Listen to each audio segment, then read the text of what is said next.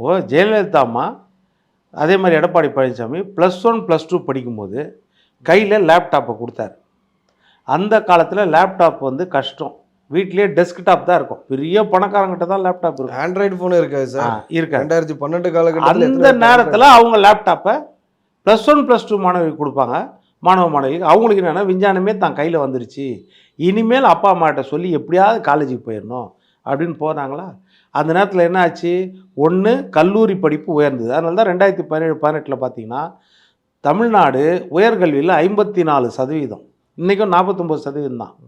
54%. மத்திய அரசு 2030 தான் 50% மேலே எடுத்துன்னு போவோம் நாங்கள் உயர்கல்வி.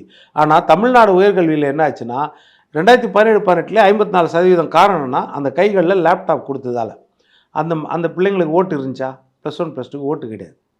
ஆனால் இந்த அரசாங்கம் என்ன சொன்னிச்சுன்னா, நாங்கள் ஆட்சிக்கு வந்தோடனே ஏடிஎம்கே லேப்டாப் கொடுக்குறாங்க, நாங்கள் வந்து டேப் கொடுப்போம். அவங்க மடிக்கணினி கொடுக்குறாங்க, நாங்கள் கை கணினி கொடுப்போம் 10 GB டேட்டாவோட. 4 வருஷம் கொடுத்தாங்களா?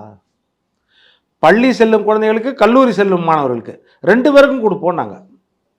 சுத்தமாக 4 வருஷம் கொடுக்கவே இல்லை. அதை அப்படியே ஊற்றி மூடியாச்சு. ஒரு 10 லட்சம் பேர் கொடுத்ததா விளம்பரம்லாம் நம்ம பார்க்குறோமே சார். இப்போ அதான் சொன்னேன், 4 வருஷம் கொடுக்கலன்றேன். 5வது வருஷம் இப்போது யாருக்கு கொடுக்குறேன்றீங்க? அதுவும் டேப் கிடையாது, கை கணினி கிடையாது.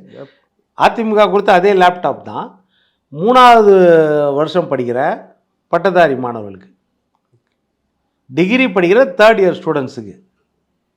எதுக்கு அவங்கக்கிட்ட இப்போ கொடுக்குறீங்கன்னா அவங்களுக்கு ஓட்டு இருக்குது.